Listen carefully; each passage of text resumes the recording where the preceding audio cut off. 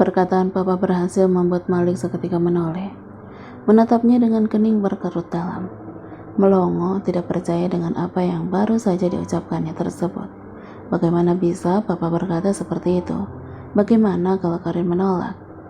Karin? Panggil papa lagi karena dia masih saja diam. Karin kembali mengangkat wajahnya lalu menoleh pada Malik. Menatap cukup lama hingga Malik merasa kesulitan untuk sekadar menelan ludah. Setelah itu, dia kembali menatap papa dengan helaan napasnya. Jika itu yang terbaik menurut papa, aku tidak akan menolaknya. Jawab Karin yang spontan membuat mulut Malik sedikit terbuka karena senang. Itu artinya kamu setuju untuk menikah kembali dengan Malik dan memulai semuanya dari awal? Tanya papa memastikan. Iya pak, jawabnya pelan. Syukurlah.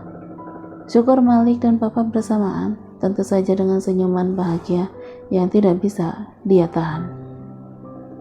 Keringat dingin yang sempat membanjiri kening hilang begitu saja. Detak jantung pun kembali bekerja normal seiring dengan jawaban memuaskan yang diberikannya.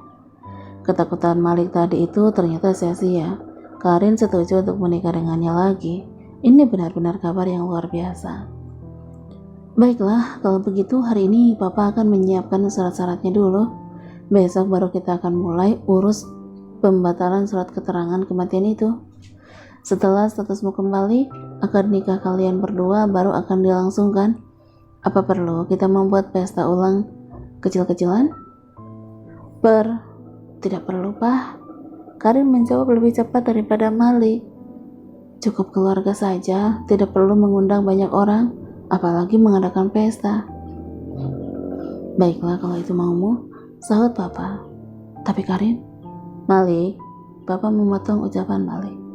Apa yang dikatakan Karin benar, lebih baik pernikahan ulang kalian dilakukan sederhana aja.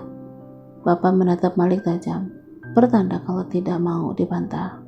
Iya pak. Malik mendesah pelan, sedikit kecewa karena setidaknya Malik ingin mengadakan pesta kecil-kecilan. Anggap saja sebagai pesta penyambutan kembalinya Karin. Akan tetapi, kalau Karin sendiri keberatan, mau bagaimana lagi? Papa pergi untuk membawa mama jalan-jalan ke taman, meninggalkan Malik dan Karin berdua di sana. Usai kepergian papa, Karin ikut beranjak bangun dan berjalan melewati Malik tanpa menoleh sedikit pun.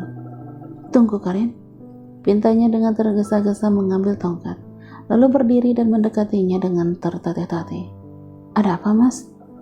Tidak ada, aku hanya ingin mengucapkan terima kasih karena kamu bersedia kembali menikah denganku. Aku sangat bahagia Karin, kita pasti akan menjadi keluarga yang sempurna, katanya dengan mata berbinar bahagia. Aku janji tidak akan pernah mengecewakanmu lagi. Aku akan menjagamu dan Kamal. Kalian penyemangat hidupku Karin.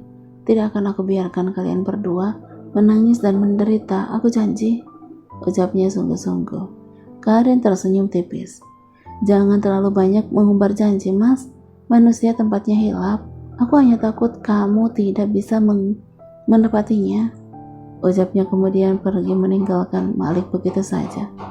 Malik menunduk, ucapan Karin bak belati yang menghunus tepat di jantung Malik. Malik tahu dia memang tidak bermaksud menyindir, tapi tetap saja berhasil membuat Malik teringat kembali akan kejadian pahit di masa lalu, kejadian di mana janji manis dan janji suci pernah diingkari.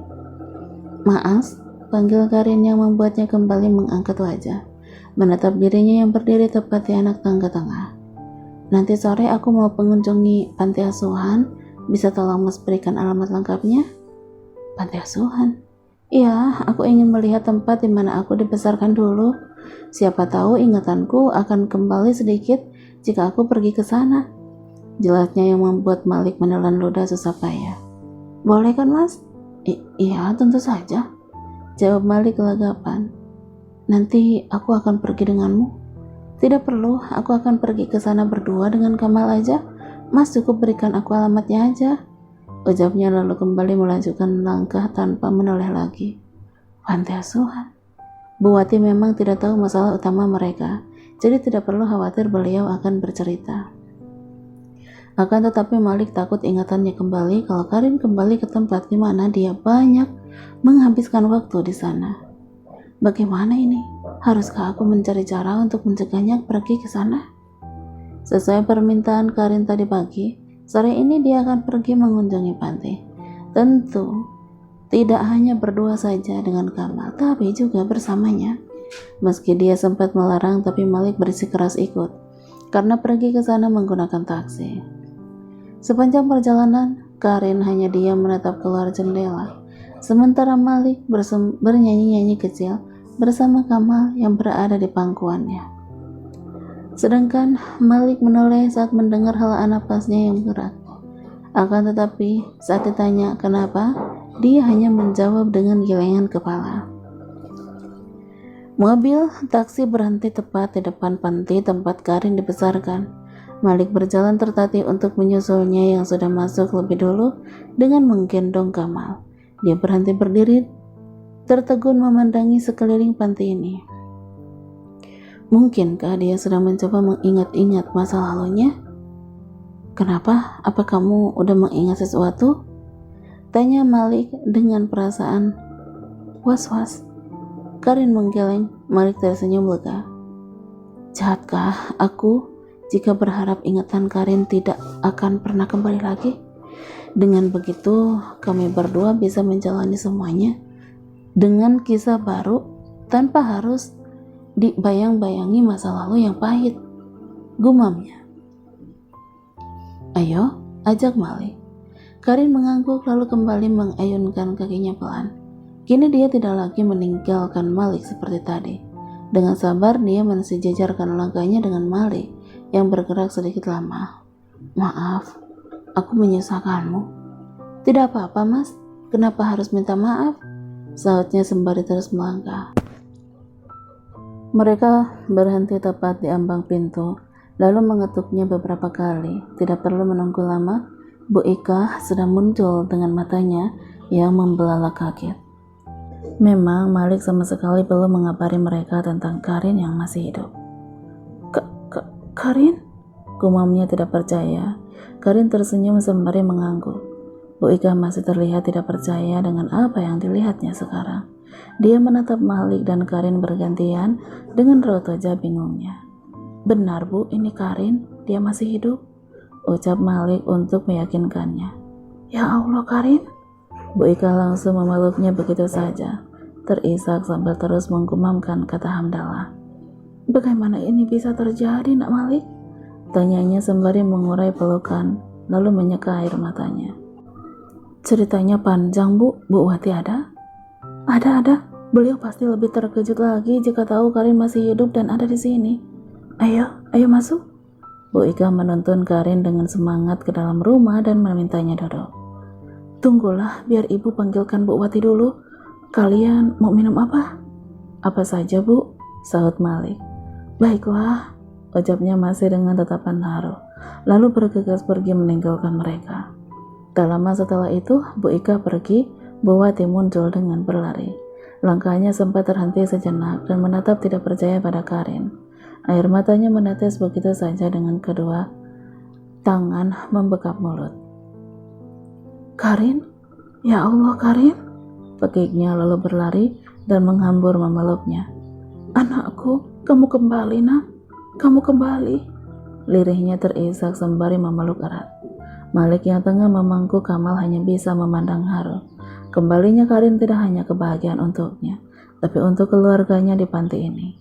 Bu Wati mengurai pelukan, menangkup kedua pipi Karin, sembari menelisiknya dari ujung kepala hingga ujung kaki. Ibu tidak sedang bermimpi kan? Tidak Bu, ini memang Karin, dia ternyata masih hidup, jawabnya. Alhamdulillah. Bu Wati kembali memeluk sembari mengusap-ngusap kepalanya. Meski terlihat ragu, tapi pada akhirnya Karin membalas pelukan itu dengan seolah senyum. Para anak panti hanya mengintip dari pintu pembatas ruangan sembari ikut menangis. Setelah cukup lama berpelukan dalam tangis, Bu Wati kembali mengurai pelukan lalu duduk di sampingnya. Tangannya tidak pernah lepas dari merangkul bahu sembari sesekali mengusap lembut kepala Karin. Ibu begitu terpukul waktu kepergianmu, nak. Ibu sangat menyayangimu. Ibu syok waktu dengar kabar buruk itu. Lirihnya dengan air mata kembali menetes. Apa aku benar-benar dibesarkan di sini? Tanya Karin yang membuat Bu Wati menatap bingung sekaligus kaget. Tentu aja Karin, kamu dari bayi tinggal dengan ibu di sini. Kamu anak ibu, kenapa bertanya seperti itu, nak? Karin hilang ingatan, Bu, ucap Malik. Hilang ingatan? Bu Wati semakin kaget. Malik mengangguk lalu mulai menceritakan kejadian yang menimpa Karin. Bu Wati tidak henti-hentinya menangis, begitu juga dengan Bu Ika yang ikut bergabung setelah mengambilkan minum. Tak henti-hentinya mereka mengucap syukur karena Karin dan anak mereka selamat. Bu Wati menceritakan kembali semua masa lalu Karin di panti ini. Meskipun tidak semua, hanya garis besarnya saja. Karin mendengarkan dengan seksama. Raut wajahnya terlihat berpikir keras. Sudah pasti dia tengah mencoba mengingat semua kejadian yang diceritakan Bu Wati dan Bu Ika. Apa kamu tidak ingat sama sekali? Tanya Bu Wati. Karin menggeleng. Meskipun hanya bayangannya saja. Tanyanya lagi. Karin mengangguk. Tidak apa-apa, jangan terlalu dipaksa. Nanti kepalamu malah sakit. Ibu yakin suatu saat nanti ingatanmu akan kembali seutuhnya. Ucap Bu Wati sembari mengusap kepalanya penuh kasih sayang. Bu Wati dan Bu Ika dengan bahagianya mengajak Kamal bermain. Bergantian menggendong sampai pada akhirnya anak-anak panti mendekat. Mereka senang dengan kehadiran bayi mereka dan ikut mengajaknya bermain. Bu, boleh aku melihat-lihat panti ini? Tanya Karin. Kenapa harus izin, nak? Panti ini rumahmu. Tentu saja kamu boleh melakukan itu, jawab Bu Wati. Terima kasih, ucap Karin lalu berdiri dan pergi. Tak mau hanya dia menyaksikan keseruan Kamal bersama mereka. Malik pun bangkit dengan langkah tertati-tati, berusaha menyusul Karin yang tengah menyisir seluruh ruangan di panti asuhan ini. Sesekali dia berhenti di spot tertentu, berpikir lalu kembali melangkah ke halaman belakang. Karin berdiri terpaku memandang bangku kayu di bawah pohon rindang. Malik yang berdiri di sampingnya mengamati raut wajah Karin yang tenang. Sesekali keningnya berkerut, sesekali memejamkan mata, lalu menggeleng. Jangan terlalu dipaksa mengingatnya, ucap Malik lembut. Karin menghela napas pelan. Aku ingin segera mengingat semuanya. Rasanya benar-benar tidak nyaman. Ada yang mengganjal dalam hati. Sahut Karin lalu melangkah mendekati bangku dan duduk di sana. Cukup lama mereka berdua duduk dalam diam di sini, menikmati semilir angin sore hari, ditemani suara cicit burung di atas pohon. Apa dulu kita pernah bertemu di sini? Tanya Karin memecah keheningan. Tentu saja, kita sering mengobrol berdua di sini saat aku sedang berusaha mendekatimu. Benarkah? Malik mengangguk. Mas bilang terjadi kesalahpahaman di antara kita sebelum aku pergi. Kesalahpahaman apa? Bisa tolong ceritakan padaku? Malik menelan ludah dengan jantung berdebar gugup. Gawat, bagaimana aku menjawabnya? Tidak mungkin aku menceritakan masalah yang menimpa kami saat itu, kan?